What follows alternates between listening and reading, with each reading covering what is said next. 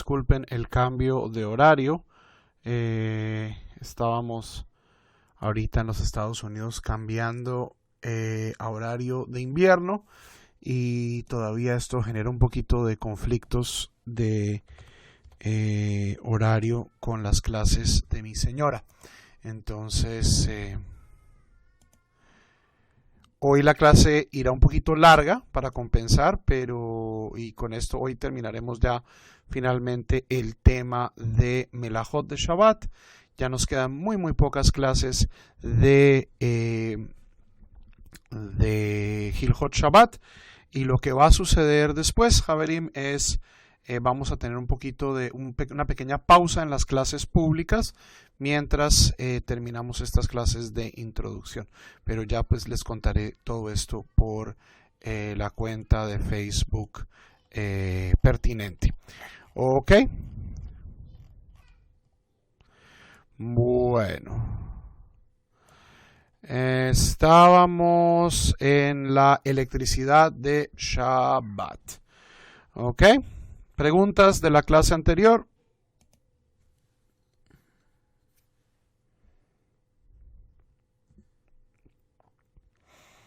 No, ok. Hagamos un poquito más grande. Ok.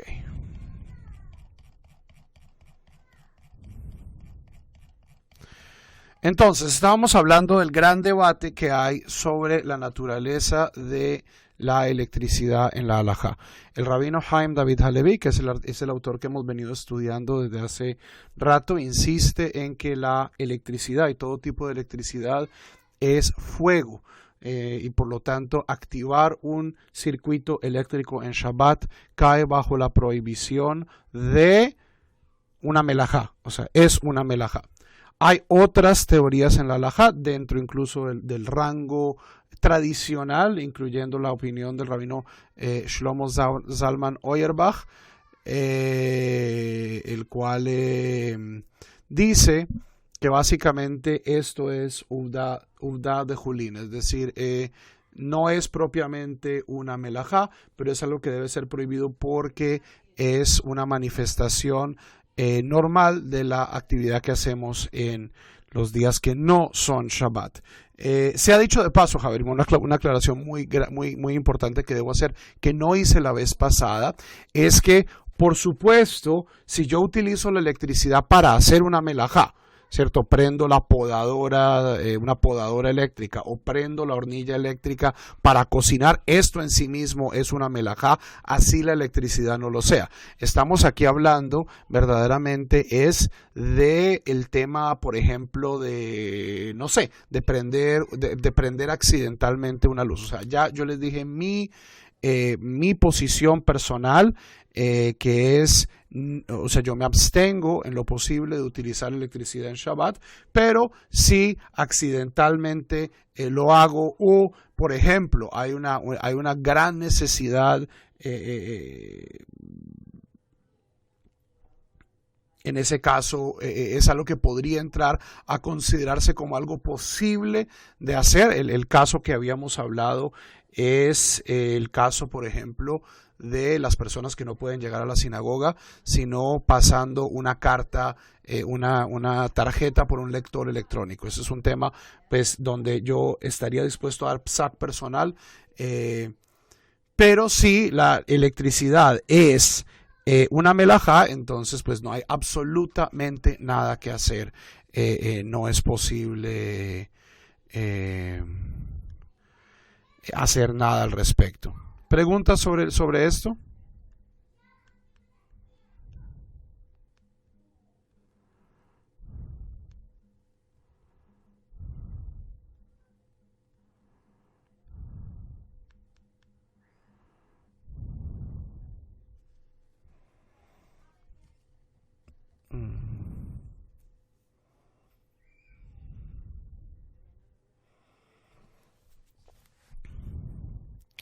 Estamos hablando, por ejemplo, de la puerta de la nevera, o estamos hablando de la puerta de las puertas automáticas, o de los ascensores, etcétera, etcétera, etcétera. Ok, otro ejemplo, digamos, Estoy yo con una persona de mucha edad, de mucha edad, o una persona enferma. Y en Shabbat tengo que subir muchos pisos. ¿Ok? En un ascensor. Si esto fuera una melajá, yo no podría hacerlo. Tendría que tener uno de esos ascensores especiales de Shabbat que solo existen pues en Israel o en áreas de los Estados Unidos donde hay muchísimos judíos. Pero si no es una melajá, entonces yo puedo, por ejemplo, decirle al portero del edificio, oiga, me hace un favor, por favor, es que no podemos accionar el ascensor, me ayuda a presionar el botón y puedo pedírselo. Y puedo pedírselo explícitamente, puedo pedirlo explícitamente si no es una melajá. Entonces aquí hay o sea, quiero que quede absolutamente claro. La electricidad es algo nuevo. No, o sea, el uso eléctrico, la electricidad pues es algo que nosotros descubrimos, no que algo inventamos. Entonces, la electricidad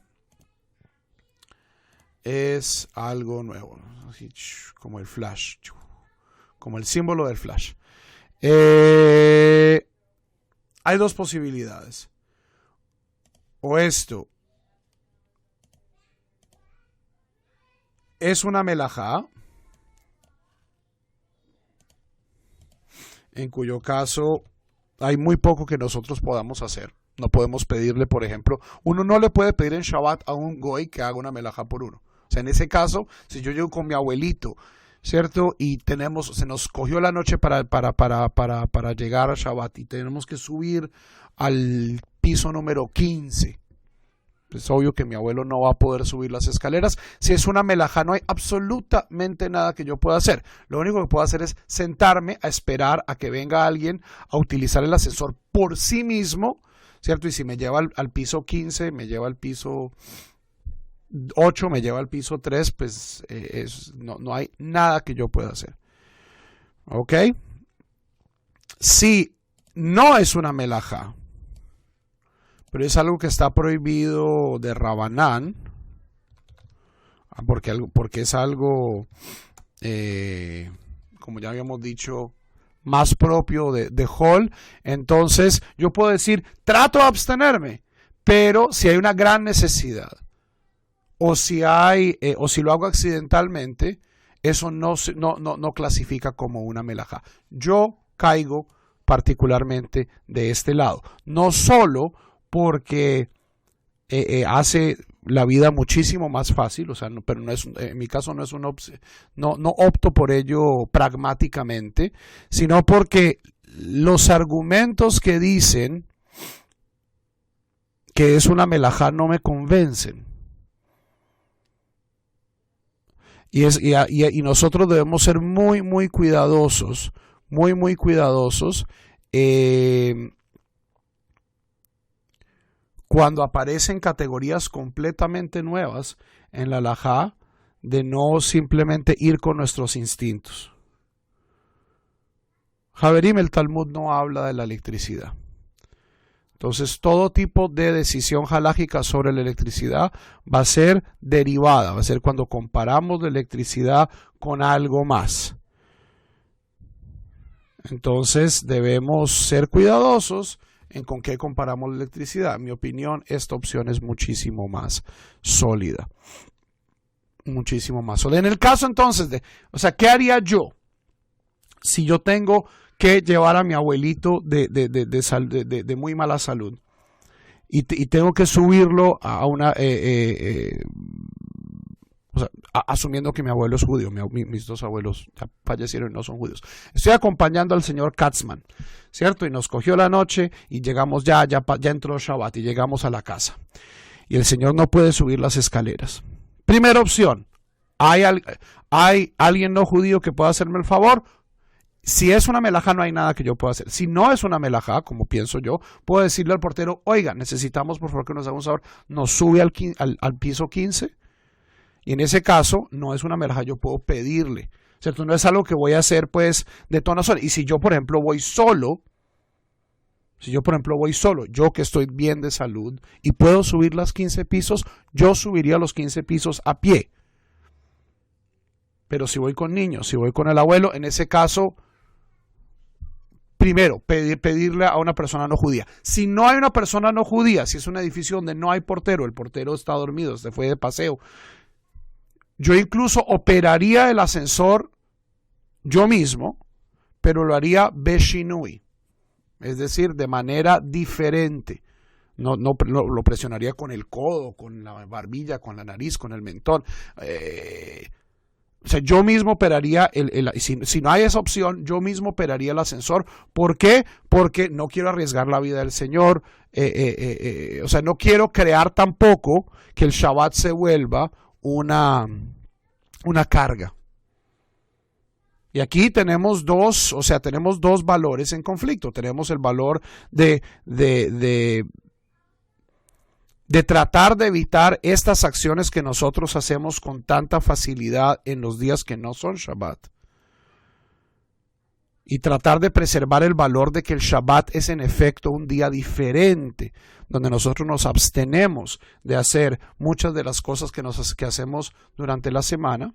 Pero por el otro lado tampoco quiero transformar el Shabbat a punta de restricciones en algo, en una carga, en algo, o sea, aquí también es el principio de Oneg Shabbat.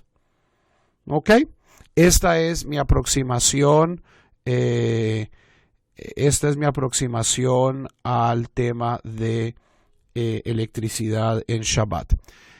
Aclarándola con la pregunta de Didier, Yom Tov es una cuestión interesante, porque Yom Tov, para aquellas personas que insisten que la electricidad es fuego, en Yom Tov yo puedo transferir fuego. Entonces, incluso muchas de las personas que piensan que la electricidad es melajá son muchísimo más indulgentes cuando se trata de utilizar algunos tipos de electricidad en Yom Tov. Si mi argumento, que no tiene nada que ver, o sea, para mí la electricidad es algo esencialmente diferente del fuego, yo me comporto con la electricidad de la misma manera en Yom Tov. ¿Ok? Ok, terminemos los últimos inyanim entonces de nuestro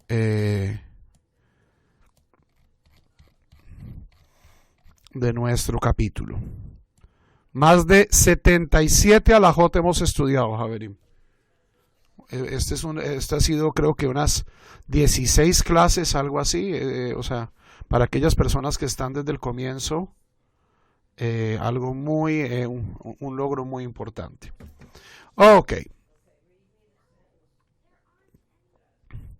Alajá 95. ¿Cuál es 75? 95. Mekarer hashmali yesh leotzi me'erev Shabbat et hanurah hanirleket im ptichato. En el caso de las neveras, de los refrigeradores, hay que sacar el bombillo o desactivar el bombillo que se prende cuando uno abre la puerta. Veaz materet ptichato meikar hadim bechol shah sherotze. Y en ese caso se permite abrir la puerta. Ach yesh mahmirim umatirim ptichato rak asher hu poel. Hay personas que son estrictas y solo abren la nevera cuando la nevera está funcionando, es decir, cuando el motor cuando el motor está accionando.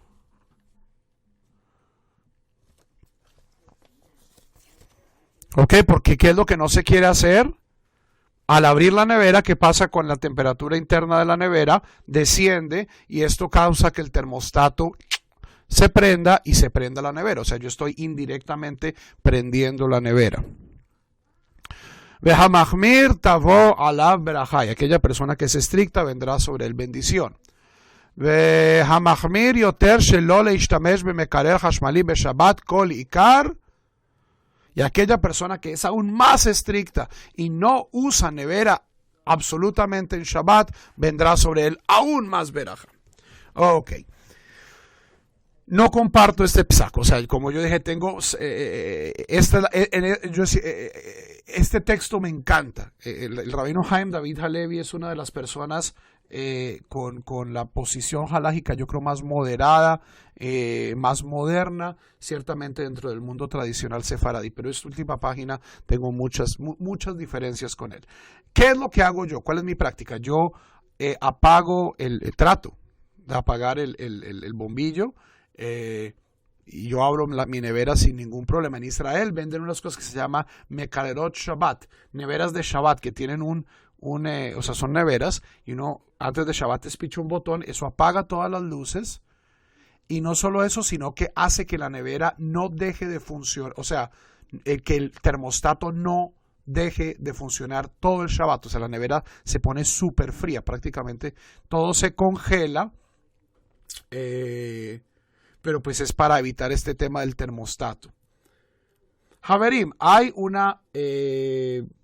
en mi opinión esto es innecesario. En mi opinión esta Jumra es innecesaria, y yo no conozco la primera familia observante, y conozco gente a través del espectro religioso que hoy en día no use la nevera en Shabbat. O sea, esto posiblemente había gente en los 70s, pero yo no conozco la primera persona que no utilice la nevera en Shabbat. Y ciertamente pues en la diáspora estas neveras de Shabbat no las venden. ¿Ok? Entonces, aún si yo pienso, yo no pienso que la electricidad sea una melajá, pero aún si fuera una melajá, hay un principio que se llama grama. ¿Qué es el principio grama? Grama es el principio de acción indirecta. Y es que cuando yo causo algo de manera muy, muy indirecta, es como como en Tom y Jerry o como en el Correcaminos, que yo boto una moneda y la moneda hace caer una canica y la canica golpea una bota y la bota patea un balón y el balón rompe la botella que hace bajar la cosa que corta la pita o sea, una cadena causal larga, eso es lo que se llama grama. Eso, Javerim, así es como funcionan la inmensa mayoría de el efecto mariposa es de teoría del caos, algo mucho más directo. O sea, yo sé que eventualmente esto va a tener algún tipo de resultado, pero hay tantos puntos intermedios en la cadena causal que no puedo ser considerado el causante. Entonces, cuando yo abro una nevera, sí, esto eventualmente va a hacer que el termostato se prenda. Pero mi interés no es prender el termostato, ¿cierto? Yo abro la nevera pues, o sea, cuando una persona abre la nevera, el termostato no se prende de inmediato. Entonces, para aquellas personas que todavía consideran que la electricidad es melajá, mi recomendación sería que abran la nevera bastante rápido. Abran, saquen la cosa y vuelvan a cerrarla.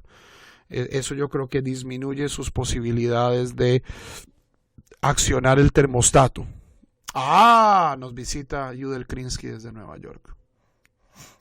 Un tema muy cercano a su corazón, la electricidad en Shabbat. Ahora, si yo no pienso que es una melajá, abran la nevera sin ningún problema. Abran la nevera sin ningún problema, saquen las cosas. Si se prende el termostato, se prende el termostato. ¿Qué le vamos a hacer? Azoy. 96. Hanizkak le mejonat shmi'ah. Las personas que necesitan de una máquina para oír, un implante coclear o uno de estos hearing aids. Especialmente, pues esto es cierto en las personas de más edad.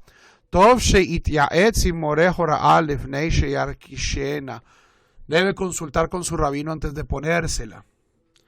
El consenso en la mayoría de las personas, dado que, o sea, estamos hablando de los 70s donde las baterías no duraban tanto, pero hoy en día pues son unas pilitas súper chiquiticas que duran un montón de tiempo.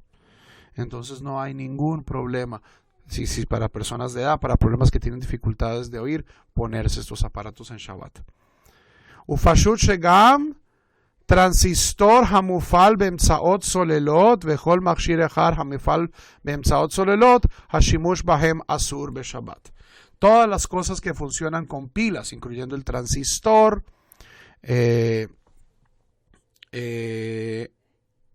los radios y toda esta cosa, su utilización está prohibida en Shabbat. ¿Por qué está diciendo el rabino Haim David Levi esto? Porque él cree que es una melajá. ¿Ok? Si esa es una forma buena, Javier, si uno no quiere prender la nevera, el bombillo de la nevera, puede ponerle una cinta al interruptor y eso lo ayuda. A veces, o sea, eso está en resortes bastante robustos, entonces lo mejor es si se puede desatornillar el foco. Si se puede. Si no se puede, si no hay forma, Javerim, en mi opinión, Hamachmir tavo a la verajá, si quieren ser estrictos, sean estrictos, pero no es el fin del mundo si se prende el foco de la nevera. ¿Ok? Alajá 97. Asur lehalel Shabbat kedei leatzil mamón. Está prohibido violar el Shabbat para salvar dinero. Veim avar vehilel tzarich lehit'anot 40 yom sheni vechamishi velo yochal basar bemotzei hata'anit. Es una costumbre bien interesante. Una persona que viola el Shabbat para salvar su dinero debe ayunar 40 días. Nos dice el rabino Haim David Halevi. Lunes y jueves, es decir, 20 semanas. Un ayuno el lunes y ayuno el jueves. Velo yochal basar bemotzei hata'anit. Y no debe comer carne cuando salga del ayuno. Veiten tzedakah bemkom korban hatat. Y debe ofrecer tzedakah en vez de un korban hatat, o sea, porque es una transgresión. Hoy no hay templo, entonces pues esa parte no se puede hacer. Vayikra parashat hatat. Y debe leer o estudiar la cosa de la Torah que dice, que habla sobre Parashat Hatat. Uchvar amru hazal, y ya nos dijeron nuestros rabinos de bendita memoria, ki haosek batorat hatat, ki ilu hikriv hatat. Aquella persona que estudia las leyes de hatat, del sacrificio expiatorio, es como si lo hubiera ofrecido. Una persona que no puede ayunar por presiones de salud puede darse de acá. Una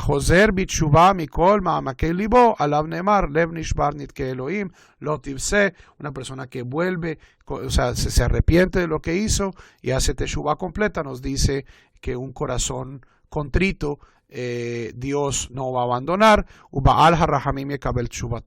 Dios va a aceptar su teshuva. Yo encuentro esta alajá tremendamente problemática, Javerim. ¿Por qué? Porque la encuentro problemática por la misma razón que encuentro problemática la costumbre de caparot antes de Yom Kippur. Y es, nosotros tenemos un precedente muy fuerte de que en ausencia del templo, nosotros no, las únicas 3 cosas que podemos tomar como reemplazo de los korbanot es tefilá, tshuva, especialmente esta, el arrepentimiento, no volver a hacer la cosa, y la tzedakah. ¿Ok? Entonces, esta cuestión de ayunar y a mí me da cosa como al doctor Chapatín. ¿Ok? Una persona quiere hacer teshuvah, haga teshuvah. Quiere rezar, rece. Incluso lo de los ayunos, o sea, si esto los va a ayudar a ustedes a sentirse mejor, a ayudar con la culpa y están en condiciones de salud de hacerlo, yo no lo haría, pero pues hay gente que psicológicamente saben que transgredieron y no los va a dejar tranquilo el sirirí en la cabeza hasta que hagan algo concreto, y ayunar es algo concreto. Si esto es productivo psicológicamente para ustedes, háganle, pero esto no es normativo y esto no es lo que se pide. O sea, no es un sacrificio que la halajá exija. ¿Por qué estoy dejando de lado el tema de la tzedakah? Porque y esto es un mensaje especialmente dirigido hacia las comunidades en América Latina y especialmente las comunidades emergentes y las personas que vienen de trasfondos no judíos y que se acercan al judaísmo. Esto es un vicio muy peligroso. Esta cuestión de que yo pago por pecar, o bueno, transgredo y luego doy sedacá. Porque este es un modelo peligrosísimo de indulgencias, pero es un modelo también muy peligroso de las iglesias cristianas en las que comienzan muchas de las personas que se acercan al judaísmo. Y esto genera problemas políticos y Javerim, no es un secreto que hay un sinnúmero de comunidades emergentes, tanto judías como pseudojudías como mesiánicas, que eso ya no es judío, pero pues se disfrazan de judíos, que están, o sea, que sus pastores y sus líderes, sus morins, sus rabanins, sus líderes religiosos están abusando alajot como estas para enriquecerse. Porque no hay un tema más abusado y más incomprendido en las comunidades emergentes como este tema de la sedacá. Javerim, la sedacá es para los pobres.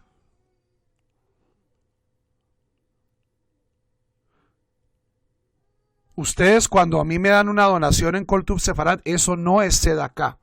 Yo no necesito sedacá, yo no soy pobre, Baruch Hashem. Lo aleinu bar minan rahman alitzlan. La tzedakah es, o sea, incluso el nombre que le da el Rambam en el Mishneh Torah es tremendamente explícito. El Rambam no habla de Hilchot Tzedakah. Ustedes busquen Hilchot Tzedakah en el Mishneh Torah y no lo van a encontrar. ¿Cómo lo refiere en el Mishneh Torah? Yudel. ¿Cómo lo refiere en el Mishneh Torah? Hilchot Matanot Aniyim. Las leyes de los regalos a los pobres. Entonces toda esta cosa de que hoy voy a dar una sedacá para que en la sinagoga se compren una silla de oro para Eliyahu Hanabí, eso no es sedacá. Tiene valor, sí, si quieren donar a su sinagoga, bacana tu moto, muy bueno. Uy, un temblor, Javier, me esperen un segundito. Un segundito me voy a meter de un segundito.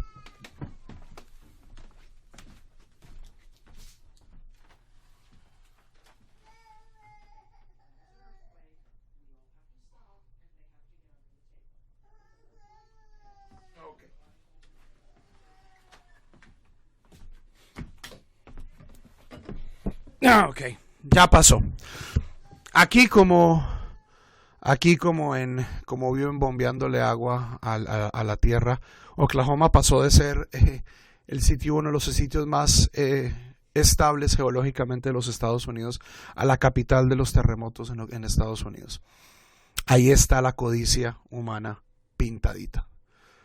Una reflexión bien interesante para Parashat Noach que acabamos de leer. ¿Ustedes creen que los seres humanos no podemos tirarnos este planeta solitos sin la ayuda de Dios? Les cuento un cuento. Entonces, el tema de la sedacá, el tema de la sedacá es bien complicado. Es bien complicado. Porque es un tema que ha sido abusado desde el comienzo. O sea, ustedes vayan y lean a Isaías, vayan y lean el libro de Reyes. Las donaciones que la gente daba al templo, esa vaina se perdía. O la gente que pensaba que porque donaba una oveja o porque donaba un buey o que donaba algo al templo, entonces con eso ya quedaban bien con Dios. O sea, este modelo de las indulgencias, este modelo de que yo pago para, o sea, de que de algún modo Dios es sobornable, es un modelo que si uno lo ve desde una perspectiva teológica es un modelo desastroso y es un modelo infantil. Pero ¿por qué después de 3000 años no podemos librarnos de este bendito modelo? ni en el judaísmo, ni en el cristianismo, ni en el islam, ni en el hinduismo. Porque la religión vive de esto, Javerim. La religión organizada vive de los diezmos y de la tzedaká. Entonces, es nuestra responsabilidad. Es nuestra responsabilidad rescatar la noción original de estos términos para que no sean abusados. Esto no quiere decir, Javerim, que les estoy diciendo que ustedes no deben dar dinero a la sinagoga. ¿Ustedes quieren tener un sitio para rezar? Paguen su membresía. ¿Quieren tener un sitio limpio para rezar? ¿Quieren tomar buenas clases con buenos maestros? Eso cuesta plata a veces. ¿Quieren? Compren libros, estudien hebreo. Todo eso cuesta plata. Compren talit, compren tefilín. Todo eso ustedes le están sacando jugo. Eso no es sedaká. ¿Cierto? Si yo, o sea, para mí, donar a mi comunidad, por un lado es, en cierto caso es una mitzvah porque le está permitiendo a mucha gente observar, pero es algo de lo que ustedes se están beneficiando directamente. Directamente. Sedaká son regalos a los pobres. Sedaká, o sea, la sedaká no me beneficia a mí. Entonces, por eso, Javerim, es que incluso yo cuando estaba preparando la clase tenía tal vez la intención de no traducir este último inyan, porque no creo que sea algo positivo poner ahí que digan, sí, mire, si usted violó Shabbat, tiene que darse de acá, dele de una donación a su sinagoga, porque eso es peligroso. Primero que todo, eso no es la halajá.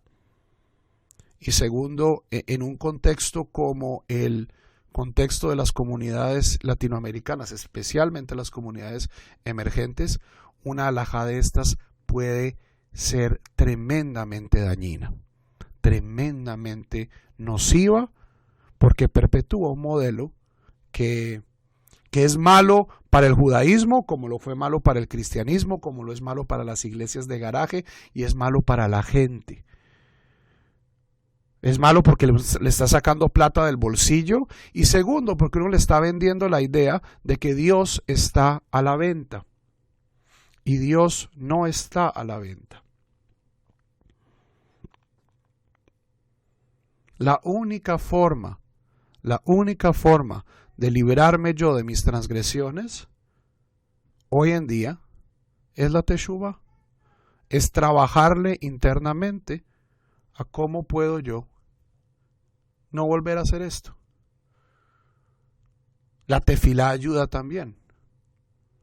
La tefilá ayuda porque la tefilá me ayuda a mí a hacer teshuvá. No es que si yo rezo 5 Ave Marías y 10 Padres Nuestros me perdona la cosa. Esa es otra religión, ¿cierto? Yo me estudio pues el libro de los Tehilim 40 veces y ya con eso quedé bien. No. Pero la tefilá me asiste a mí a tener el valor, a tener la entereza y muchas veces a tener la motivación de hacer teshuvá. ¿En qué se basa el rabino Halevi? No sé, tendría que revisar las fuentes. Curiosamente, miren, todos estos paréntesis que no he estado traduciendo son referencias a su libro Mekor Haim. Mekor Haim, o sea, este es un resumen del Mekor Haim, que es el Shulchan Aruch, es como el Yalkut Yosef del rabino Haim David Halevi. Es excelente. Que son 8 tomos, se consigue en Israel, muy bien escrito. Desafortunadamente no tuve, en Nueva York una vez lo iba a comprar y no lo he podido volver a conseguir, pero miren que aquí no hay referencia. ¿Esto lo saca de dónde? Hay folclore también. Hay folclore. Hay gente que piensa que amarrarse una pita roja en la mano los va a proteger del mal de ojo y los va a proteger de la tentación y todo esto. Entonces, traduzco este último inyan del capítulo 75, pero lo hago con este gran pero. Ojo, Javerín, la palabra sedaká se está utilizando muy mal en América Latina. Y esto está causando que a la gente la roben, que la gente tenga una teología enfermiza de que Dios es una comodidad comprable y vendible. No está ayudando a la gente a hacer el paso de un judaísmo, de a veces de un evangelismo eufórico a un judaísmo sostenible. Entonces me parece que era un tema que se necesitaba hablar. Preguntas. Con esto terminamos el capítulo de Melajot de Shabbat. Nos falta una melajá que no voy a estudiar voy a leer el primer inyan y luego les voy a dar un resumen. Preguntas.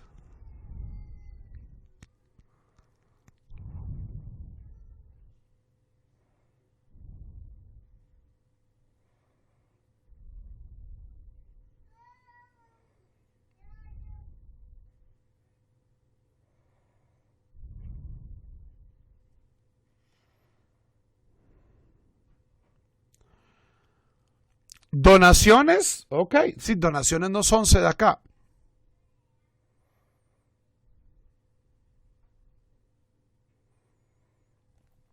Yo doy donaciones porque es mi dinero, creo que esos son valores en los que se debe invertir. Si es una comunidad, eso no es una donación, eso es una cuota. Javerim, las comunidades toca financiarlas, eso sí, olvídense. Esta cuestión, o sea, este es el contrapeso. Hay mucha gente que viene de los movimientos evangélicos cree que todo es plata. Cree que todo es diezmo y que todo es billete y que la bendición del rabino cuesta tanto. En el caso de la gente que viene a veces directamente del catolicismo, tienen, especialmente en América Latina, tienen el problema contrario, que creen que todo es gratis. Porque como las iglesias son gratis, o sea, uno si no pone un billete o monedas en la canastita, no lo van a sacar de la iglesia. Y esto es porque en nuestros países la iglesia ha sido pagada por el Estado desde hace, ¿cuántos? Bueno, posiblemente ahorita mucho menos que en el pasado. Y todas las propiedades y todo esto que tiene la iglesia a través del mundo, la iglesia no va, la iglesia católica no va a quebrar de aquí a la mañana. Pero eso también ha generado una actitud muy insostenible. Porque, Javerim, el judaísmo nunca va a ser mayoría en América Latina. Olvídense de eso. Aquí nadie va a venir a construirles una sinagoga. Ningún multimillonario hasídico sefardita les va a construir una sinagoga de chévere en México, en Colombia o en Costa Rica. No va a suceder. Ustedes quieren algo, tienen que construirlo y tienen que pagarlo. Y páguenlo ustedes. Páguenlo ustedes. Mientras ustedes paguen, ustedes controlan el proyecto. Dice el Talmud, Baal Hamea, Baal Hadea. El dueño de la plata es el que pone el discurso. Cuando ustedes comienzan a recibir muchas donaciones de aquí, de allá,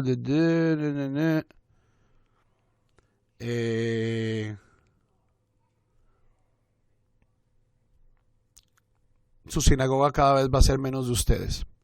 Cada sinagoga tiene las formas en las que se financia. En esto no hay un solo modelo. Aquí en Estados Unidos hay miles de modelos. Hay sinagogas donde la gente da lo que quiere. Hay sinagogas donde la sinagoga pone una cuota. Hay sinagogas donde la gente cobra por la silla. ¿Cierto? Yo tengo mi silla y nadie más se puede sentar en mi silla. Es un modelo bastante más tradicional en Estados Unidos, que es un país así pues mucho más democrático. Esto no ha pegado mucho. Hay sinagogas que, por ejemplo, se mantienen, es de vender tiquetes para las fiestas, las altas fiestas, que es cuando la gente va. Y de resto, pues a la gente nos la dejan tranquila. Hay sinagogas que cobran por el colegio, pero no cobran por asistir. Cada sinagoga tiene su sistema. Hay sinagogas que piden plata por todo, por el Misheberach, por la Saliot. A mí eso me parece una costumbre súper corroncha. Eso de subastar Aliot en Shabbat me parece que rosa. O sea, nos dijo el rabino clarito, uno no hace negocios en Shabbat. Entonces hay sinagogas donde dicen, son 300 manzanas y no $300. Pero, no, come on, no, Bemet. Si les funciona, chévere, pero yo no me sentiría cómodo. Yo no me sentiría cómodo en una sinagoga que hiciera eso. Y las sinagogas en donde yo opero, me parece una práctica tremendamente poco decorosa. Súper tradicional, viejísima, más vieja que la panela, pero incorrecta, en mi opinión.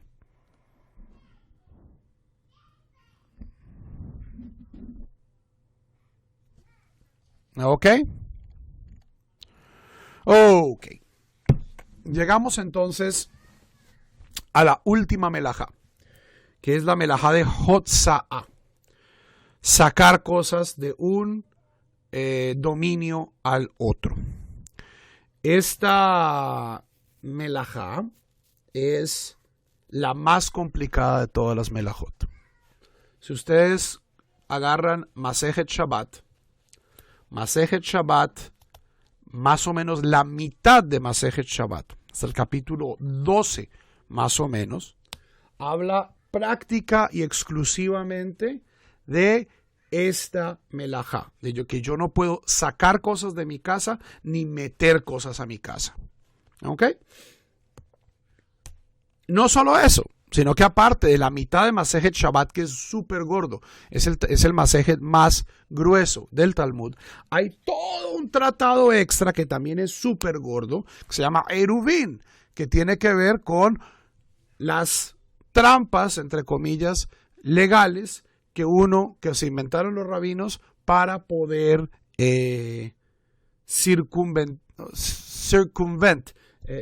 darle la vuelta o saltarse esta prohibición en contextos limitados.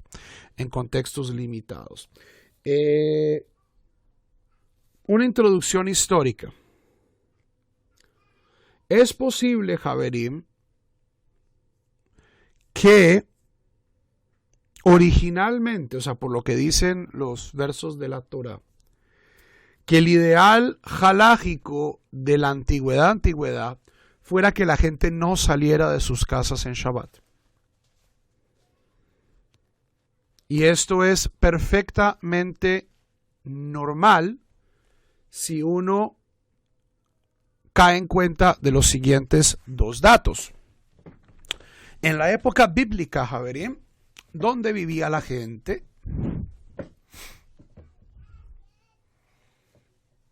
En la Biblia, la inmensa mayoría de los judíos, ¿dónde vivían?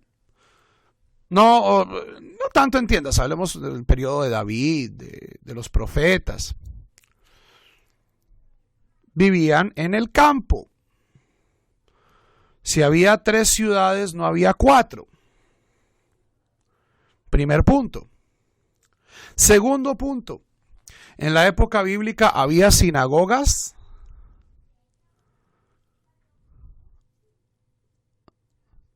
No pocas. No había. 0. Nada. Zilch. Zip. La sinagoga es un invento de la diáspora babilonia. Entonces, resuélvanme este dilema, Javerim.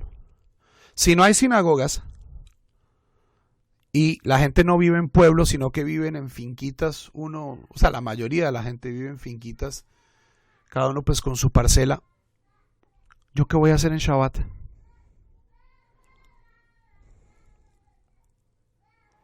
¿Cuál es el plan de Shabbat?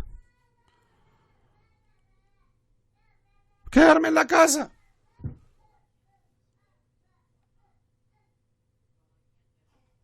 Lo yatsumim bekomehem beyom Shabbat. No saldrán de sus lugares en el día de Shabbat. Lo que dice la Torah. ¿Qué pasa? Pasan dos cosas. Para la época del Segundo Templo y especialmente para la época de la Mishnah, ¿dónde vivía la mayoría de los judíos? Seguían viviendo en el campo, pero ya era mucho más pueblitos. Entre más avanzamos en la historia, Javerim, y esto era ciertamente cierto en el apogeo del Imperio Romano, esto llevaba a una mayor urbanización. Aquellas personas que han tenido el gran privilegio de visitar Israel lo han visto. Ustedes han visto ciudades como Tiberias, como Tzipori, como Cesarea. O sea, eran señoras ciudades. Y aparte de esas señoras ciudades, había pueblitos de 20 casas, 30 casas, caseríos como llamaríamos. Y había caseríos griegos, y había caseríos judíos, y había caseríos armenios, y había caseríos de gente de todo el lugar en Eretz Israel. Ok, entonces teniendo un sistema mucho más urbano y teniendo ya la institución de la sinagoga como el centro de la vida religiosa judía en Shabbat, ¿qué es lo que cambia?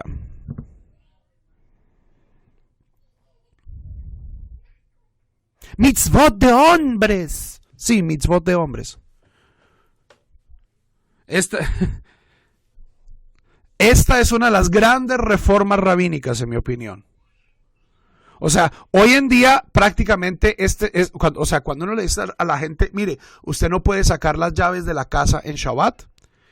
Esto pues parece la cosa más estricta del mundo. Dicen, no, rabino, ¿usted cómo me va a pedir esa vaina? O sea, estos rabinos que se inventaron esto estaban locos. Pero cuando uno lo ve desde esta perspectiva, Javerim, lo que se inventaron los rabinos fue una forma de trascender el modelo de Shabbat que había antes, que era un modelo donde cada persona se quedaba en la casa. Y eso ya no era sostenible en la época de las sinagogas, en la época del Segundo Templo. Los rabinos querían que yo pudiera invitar a mi vecino a pasar Shabbat conmigo y que mi vecino me pudiera traer un pan, que mi vecino me pudiera traer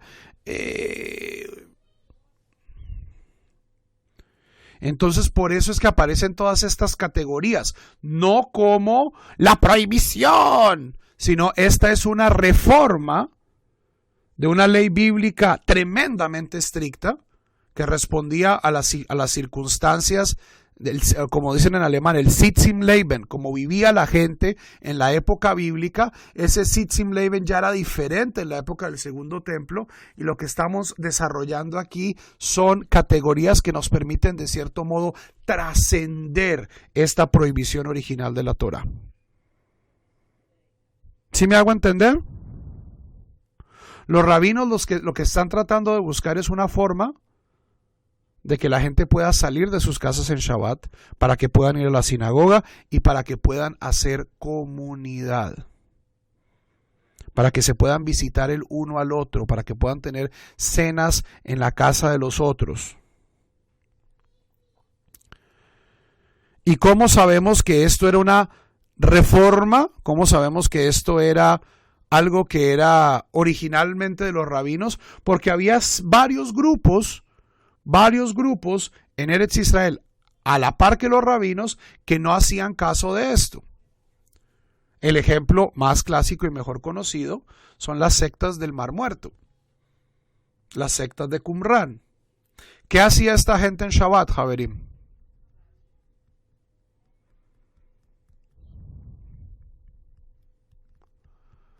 ¿Qué hacía esta gente en Shabbat? ¿Qué hacían los... ¿qué hacía la secta del mar...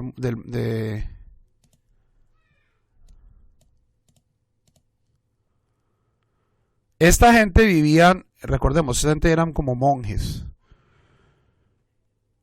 Cada uno se metía en su cenobio, en su celda, y la pasaba en oración. Tanto así que ni siquiera iban al baño en Shabbat. Uno no podía hacer del cuerpo en Shabbat, de acuerdo a estas leyes. Y esto es gente que era contemporánea con Rabbi Akiva. Bueno, no con Rabbi Akiva, con Rabban Gamliel, con Hillel.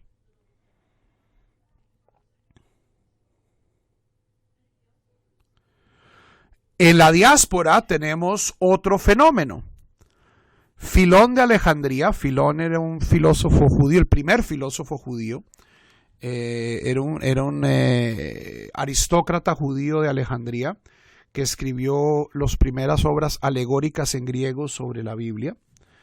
Y el tipo tiene un tratado interesantísimo que se llama La vida contemplativa. La vida contemplativa, donde describe una secta de hippies judíos, helenistas, que se habían mudado como a como una finca ahí a las afueras de Alejandría. Y tenían un estilo de vida muy parecido al de los esenios, con la diferencia de que este era un grupo mixto. Y ya vemos una transformación, porque esta gente tenían como el mismo esquema de los esenios, pero al revés. Podemos ver ya un espíritu mucho más rabínico. Estas sectas se hacían llamar los terapeutas, los curadores. Y estos terapeutas pasaban toda la semana en su cenobio. Cada cual tenía como su ranchito y se encerraban ahí con la Septuaginta, con la Biblia en griego, y estudiaban y rezaban toda la semana.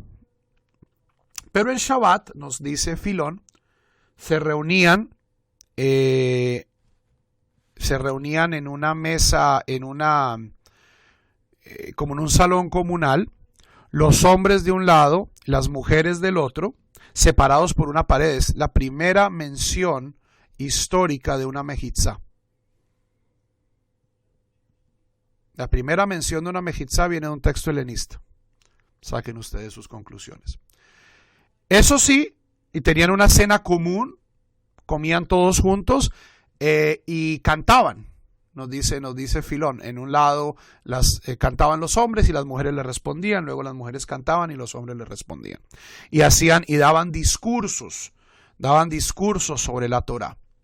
Entonces, ¿qué vemos? O sea, vemos que incluso en los grupos tremendamente sectarios del mundo helenista, ya había una motivación de que el Shabbat era un día de reunión. O sea, la sinagoga ganó la pelea. Y lo que los rabinos estaban tratando de hacer de cierto modo era crear una serie de categorías halágicas que le permitieran a la gente crear vida social en Shabbat. No solo vida social, sino también asistir a la sinagoga y poder tener una vida normal. ¿Ok? Entonces leamos esto y entramos en materia con el tema de Hotza'a. Arba'a reshuyot le Shabbat. Hay 4 dominios en Shabbat. Dominios acá son categorías halágicas en las que yo divido el espacio del mundo. ¿Ok?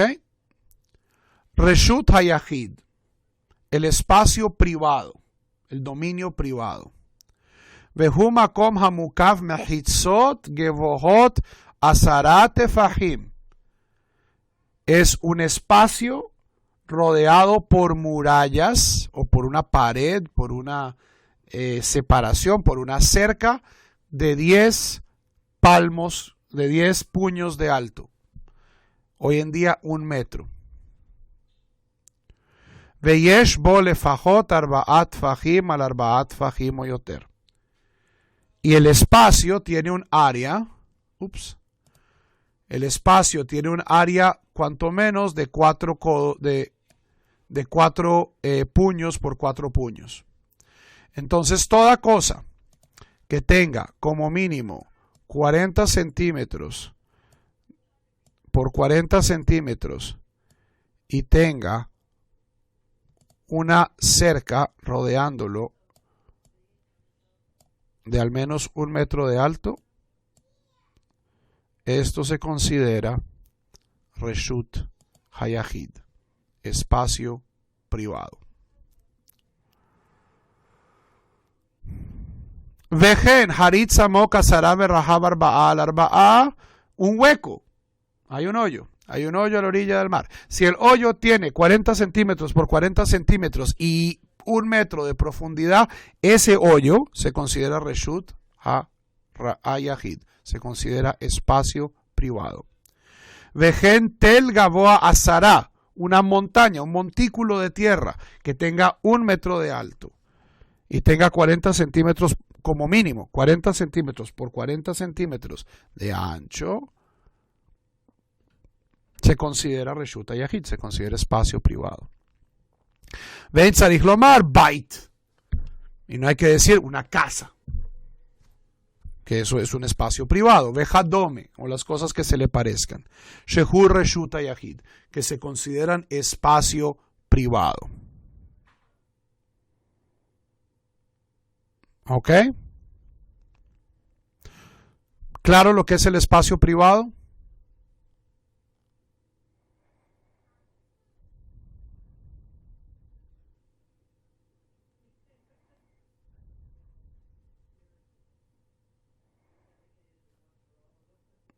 ¿No? No, ok.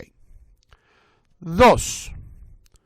Reshut Harabim, el espacio público. El espacio público. ¿Qué es el espacio público? Vehur Rehovot, las calles, Ushvakim y los mercados. Harrahavim Shesh Esre Amot, los espacios públicos donde pasa mucha gente, que tengan cuanto menos 16 codos de ancho, 8 metros. 8 metros. Veinam Mekorim Betikra, que no estén cubiertos con un techo. Vein Lahem Homa, y que no tengan una muralla alrededor de ellos. Veyesh mi sheomer she'ein lo din reshut harabim, y hay quienes dicen que algo no se puede considerar reshut harabim, que algo no se puede considerar espacio público, hasta que haya en ellos 600,000 personas. Que si uno se cuelga de esto, prácticamente hay solo un par de ciudades en el mundo que clasifican como Reshut HaRabim, pero una lectura honesta del Talmud, en mi opinión, arroja o sea, en todo Eretz Israel en la época rabínica no había 600,000 judíos, mucho menos en cualquier ciudad. Y los rabinos decían, mire, el Shuk de Jerusalén, el cardo de Jerusalén es Reshut HaRabim. Esta es una cosa circunstancial de la que se pegan muchos Aharonim para, de cierto modo, desarticular la idea de Reshut HaRabim. Yo no lo comparto. Uba al nefesh, una persona cuidadosa, y Ahmir le atzmo le choshbor Reshut HaRabim gam le lo shishim ribo. Una persona cuidadosa también considerará que las calles de la ciudad o sea, siempre y cuando tengan pues los 16 codos, pues que eso en la época antigua era muy poco común, ¿cierto? La inmensa mayoría de las ciudades en el mundo antiguo, especialmente estamos hablando de ciudades romanas, tenían lo que se llamaba cardos, es decir, dos grandes avenidas de los puntos cardinales de norte a sur, de este a oeste, y de resto eran callejoncitos. Y si ustedes han visitado ciudades romanas, como Segovia o la misma Jerusalén, pues van a ver que este sistema todavía sigue vigente. Pero pues hoy en día 16 codos, que son 8 metros, pues cualquier calle chichipata tiene 8 metros de ancho. Esto no, pues no es, o sea, hoy en día estamos más graves con esto de Reshut Harabim. A menos de que uno pues considere esta indulgencia de que a menos de que haya 600,000 personas, lo cual pues a mí me parece de cierto modo una lectura medio chueca del Talmud.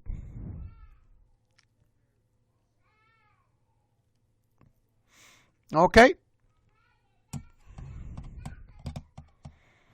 Estas son dos categorías tremendamente fáciles de entender, en mi opinión.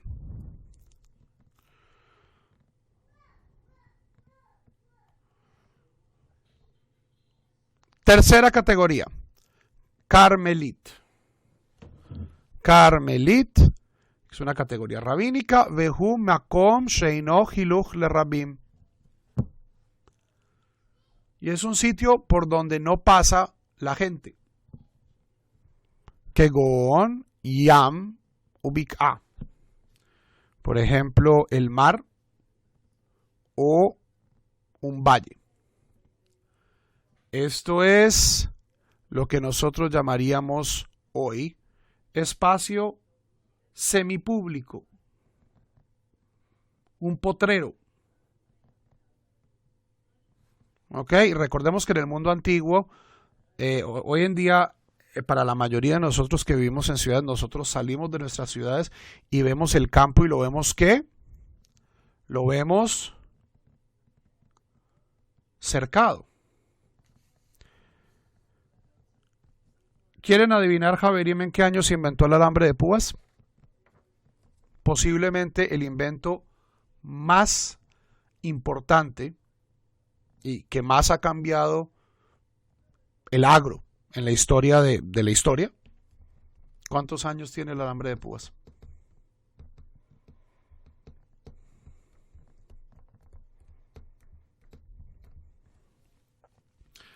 El alambre de púas tiene menos de 200 años. El alambre de púas fue inventado en el siglo XIX.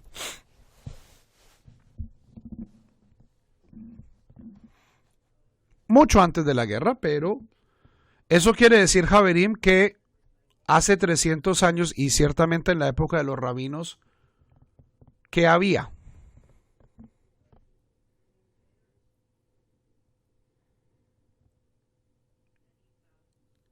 ¿Cómo yo guardaba mis terrenos? Si yo era pues muy dedicado, pues así, dedicado como el más dedicado, hacía un muro de piedra. Pero pues haga usted un muro de piedra que pueda tener un rancho de Texas. Que no estos ranchos de Texas que tienen 8,000 hectáreas. Hágale usted un muro de piedra o una cerca de madera a esa vaina. No sucedía, la gente hacía muritos porque tenían pues una hectárea, 2 hectáreas, y ese era un muro al que le habían trabajado el tatarabuelo, el bisabuelo, el abuelo, el hijo y el nieto y el bisnieto, ¿cierto? Cada año pues añadían un poquito pero la mayoría del mundo no tenía cercas. Por eso, Javerim, es que en el Talmud, ¿quiénes son? ¿Cuál es el ejemplo? Ustedes saben, esto es en Masejet Sanedrín, lo recuerdo perfectamente porque esta fue la primera sugya del Talmud que estudié. el tercer capítulo de Sanedrín, y estudiando esta subida en particular fue que me enamoré de mi señora.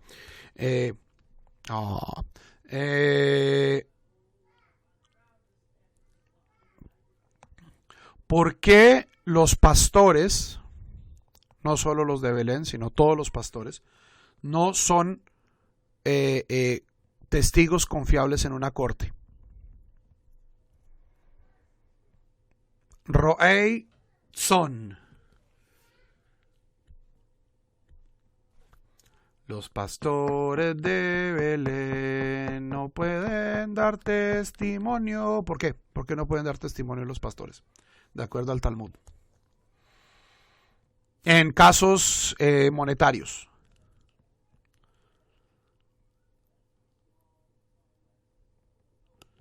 Los pastores no pueden dar testimonio en casos monetarios porque todo pastor se asumía que era un ladrón. ¿Por qué? Porque no había cercas. Entonces, ¡ay! La ovejita se está comiendo su trigo. ¡Ay! ¿Qué le vamos a hacer?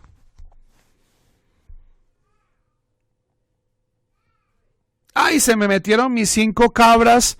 Se me metieron mis 5 cabras a su huerta. Ups, I did it again. O sea, usted, en un mundo sin alambre de púas, ¿yo cómo controlo toda esa mano de ovejas que había en Eretz Israel, toda esa mano de cabras?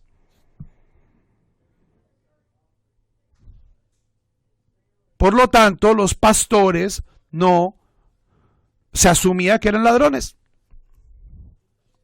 y no se aceptaba su testimonio en casos monetarios, porque se asumía que era gente que tenía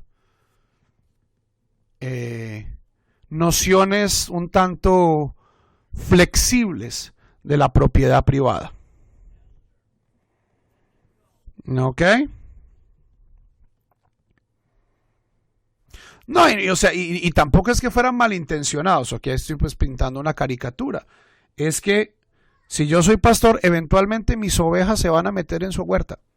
Así sea yo pues el pastor más dedicado, más nerd de todos, pues o sea, ustedes traten de pastorear esa vaina de esos animales, salen uno corriendo por un lado, el otro para el otro, ese se va a comer la lechuga, ese se va a comer las...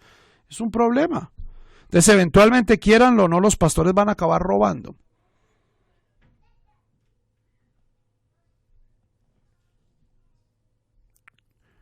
Entonces, esta noción de Carmelit es algo que nace en el Talmud para explicar ese territorio que no es ciudad, pero tampoco es espacio privado.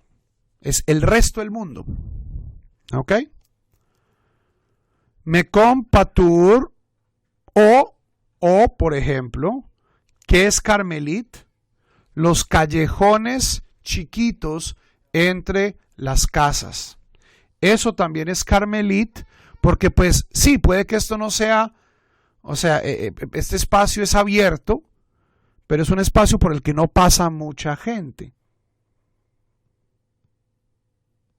Los callejones, los zaguanes, no son lugares de gran tráfico, no son lugares donde se congregue la gente, no son lugares donde la gente haga negocios, sino que son lugares de paso. Ese es Carmelit. Carmelit son lugares a través de los cuales yo paso, que no son Reshut HaRabim. Y por último, Mekom Patur, un espacio exento. Vehu makom she'en bo arba'a al arba'a beribu'o vegavoa mishlosha vamala ad lerakia. Y es un sitio que tiene 4 tefajim, que no tiene 4 tefajim, es decir, que tiene menos de 40, tiene menos de 40 centímetros por 40, y que tiene más de 3,5 tefajim, más de 3,5 puños de alto, es decir, más de 35, y de ahí hasta el cielo. ¿Cuál es el ejemplo clásico de un Makom Patur? El ejemplo clásico de un Makom Patur es una columna, un poste, una cerca. Ok, entonces tenemos algo que no tiene más de 40 centímetros, es decir, no tiene... ¿Qué pasa si yo dejo, por ejemplo, una llave aquí?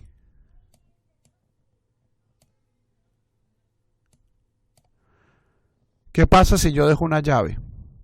Esa llave se considera que está en Makom Rabim, en Reshut Rabim, Reshut Yahid. Ok, estos son los 4 dominios.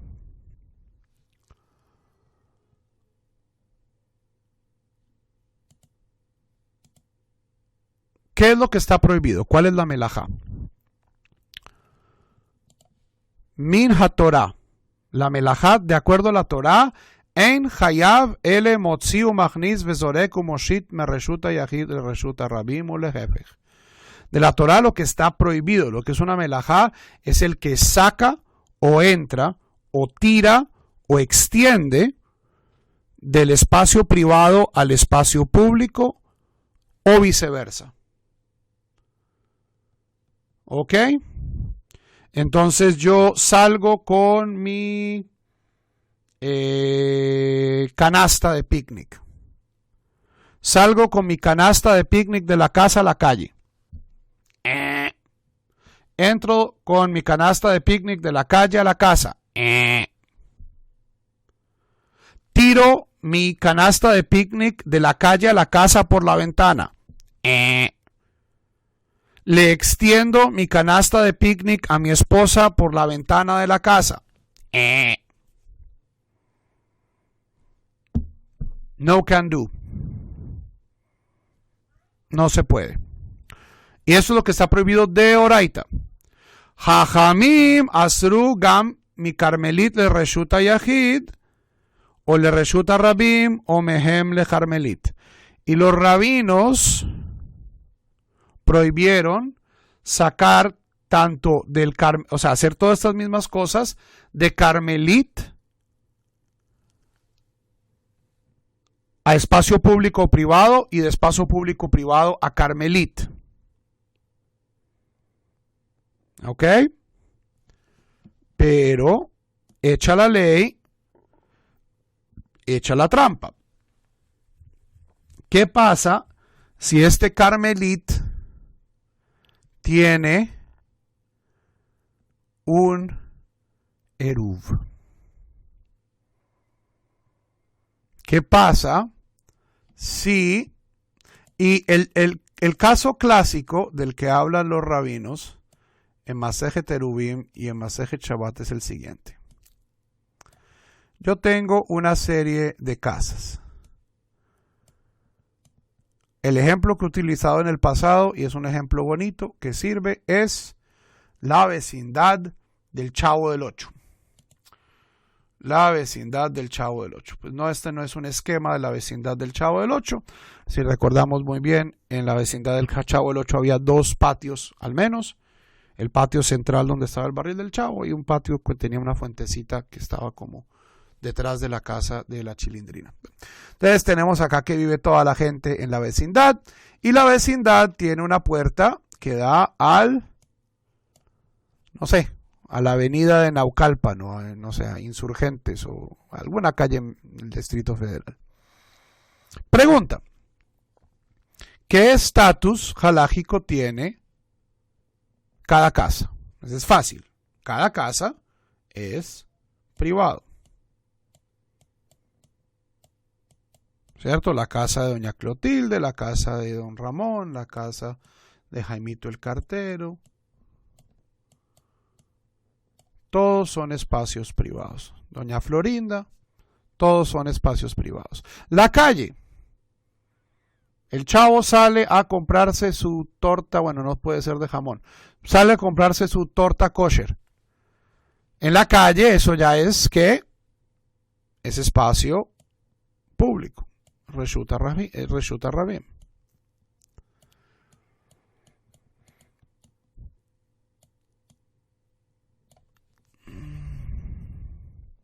Espacio público. ¿Qué es el patio? El patio donde está el barril del Chavo. ¿Qué es un carmelit? ¿Por qué? Porque no es ni privado ni es público. No es público porque no está pasando un montón de gente. No es una calle. Pero tampoco es la casa de nadie. Bueno, es la casa del Chavo, pero pues el Chavo ahí pues está durmiendo en Carmelit. Entonces, el patio del Chavo es Carmelit.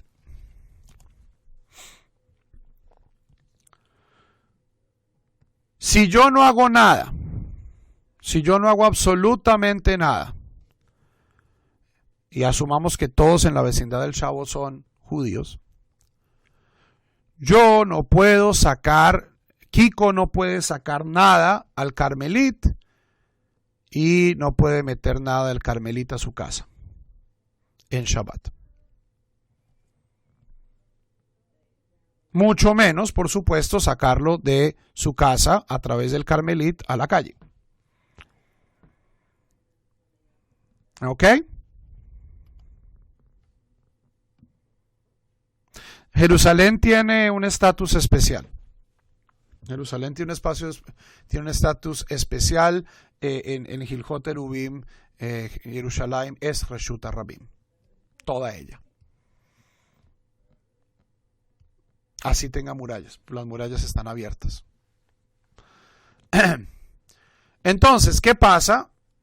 Los vecinos de la vecindad están aburridos porque quieren invitarse a comer. Asumamos pues que están en muy buenas relaciones y doña Florinda quiere invitar a don Ramón y doña Clotilde quiere invitar a Jaimito el cartero, etcétera, etcétera, etcétera, y pues quieren intercambiar comida de un lado al otro. Entonces, ¿qué hacen? ¿Qué hacen estos señores? Hacen dos cosas. Primero, hacen Surat HaPetach. Surat HaPetach. Es decir, van y le piden permiso al señor Barriga y en la puerta de entrada de la vecindad hacen una estructura de la siguiente manera. ¿Ok? Hacen una, y si ya hay un arco, entonces ponen lo que se llama un leji. Ponen como un listoncito.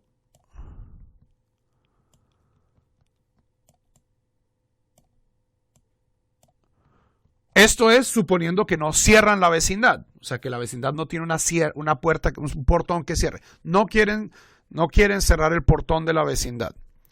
Pero entonces quieren hacer esto. Esto se llama Surat HaPetach.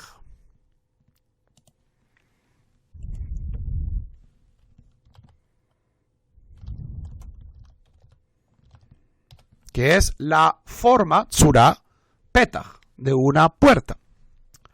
Luego, con el permiso del señor Barriga, todos los vecinos se juntan y hacen un eruv. ¿Qué es un eruv? Un eruv es un acto donde todos los miembros de la vecindad colaboran, dan un dinero y una de las personas de la vecindad, digamos don Ramón,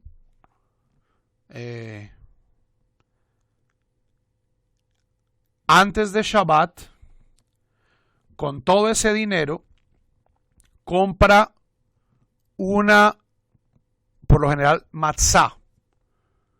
Por lo general, ¿por qué? Porque la matzá dura un montón. Entonces, con todo ese dinero comunal, compra una matzá y hace una declaración. Este es el eruv de esta comunidad y entonces es como si todos estuvieran compartiendo una comida. Y si todos estamos compartiendo una comida, ¿eso qué significa? Esto no es eruv tavshilin. Esto es eruv hatzerot. Eruv hatzerot. Eruv tavshilin es cuando yo combino tiempo para poder cocinar en Yom Tov para Shabbat. Hay tres tipos de eruvim. Este es el eruv más común que se llama eruv hatzerot. Eruv hatzerot, que es eruv significa combinación. Entonces, Eruv Hatzerot es combinar los patios de propiedades privadas, combinar el carmelit que hay entre ellos, y dado que todos están compartiendo y poniendo plata para la matzá comunal, y hay un surata petach, es decir, esto tiene como una puerta imaginaria. ¿Cuál es la conclusión? Como cantaba el Chavo, esta es una hermosa vecindad y todos estamos básicamente en el mismo Reshut Hayahid. Todos estamos en la misma propiedad privada. Y entonces ahorita Kiko puede traerle comida a la Chilindrina y doña Clotilde puede traerle comida a Jaimito el cartero y pueden sacar juguetes. ¿Por qué? Porque con base en ese Eruv, el profesor Girafales no puede traer flores de afuera. Ahí sí está grave el problema. Porque todo este Carmelit se vuelve espacio privado a través de esa cena. Punto y aparte, o nota al pie de página. Este es el origen, Javerim, de el mito, el libelo en contra de las comunidades judías de que los judíos torturábamos a la hostia. ¿Por qué? Porque en los guetos,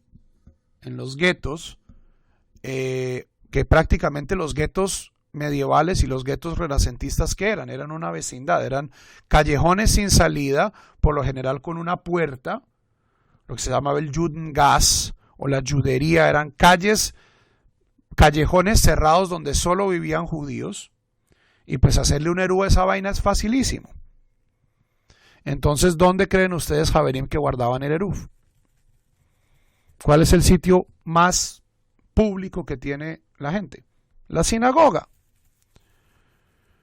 ¿Y cuál era el manjar, la comida, o sea, más duradera para hacer el Eruv? No solo pan, Dafka matzá. Entonces, en muchas sinagogas medievales, ¿qué había? Había una cajita de vidrio, una cajita levantada del piso para que no se la comieran los ratones, y había una matzá clavada en la pared. Ese era el Eruv. El Eruv no es la pitica, Javerim. Ya vamos a llegar al Eruv, a las piticas del Eruv. El Eruv es la comida que unifica la comunidad.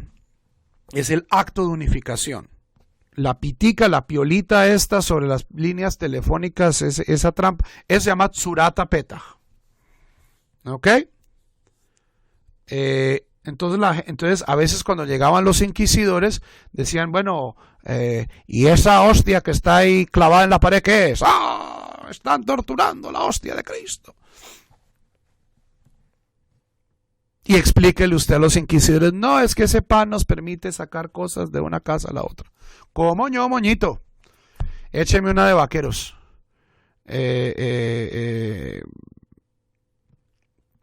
Para que vean que es muy importante, Javerim, educar a nuestros vecinos y a nuestras familias y a nuestros países sobre nuestros rituales, mostrarles, mire, esto es hermoso, tradicional e inofensivo, nosotros no les deseamos mala cosa. O sea, los judíos, la mayoría de los judíos tradicionales, los emergentes que piensan que todo el mundo y su abuelita son idólatras, pues por ellos no puedo responder.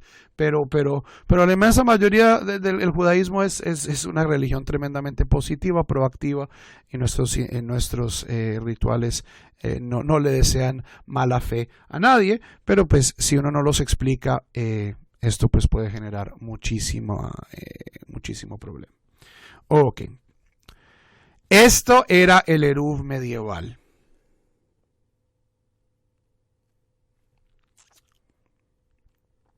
¿Qué pasa hoy en día? Y para que no se me olvide el tercer y último punto de esta noche, ¿qué pasa en sus comunidades donde ni por las curvas va a haber eruv? O sea, olvídense, complicadísimo. Hoy en día en la mayoría de las ciudades de Israel, en la mayoría de los sitios donde viven judíos religiosos, en Manhattan, en Brooklyn, hay eruvim de espacios inmensos, o sea, barrios enteros que están dentro de un eruv. ¿Cómo se hacen estos eruvim? O sea, el eruv talmúdico dice, usted coge la puerta y les pone estos listoncitos, o en efecto hace un portón, y si lo puedo cerrar mucho mejor.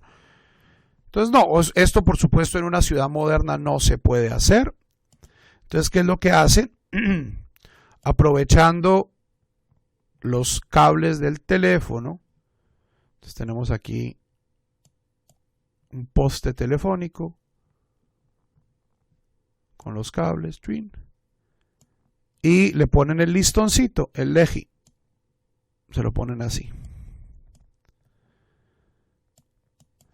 Y así, ¿cierto? Cubren un área inmensa. Cubren un área inmensa de territorio, barrios enteros. Toda la parte norte de la isla de Manhattan está cobijada bajo un eruv de estos, en sitios donde no se puede hacer con los cables de la luz. Entonces ponen un cablecito y a la gente le